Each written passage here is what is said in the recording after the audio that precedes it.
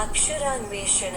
అక్షరాన్వేషణ అనబడు ఈ కార్యక్రమమందున ఈ చిత్రము మధ్యనున్న అక్షరముతో మీరు ఆ అక్షరముతో మొదలు కాగల 4 మూడక్షరముల తెలుగు పదములను సృష్టించవచ్చును.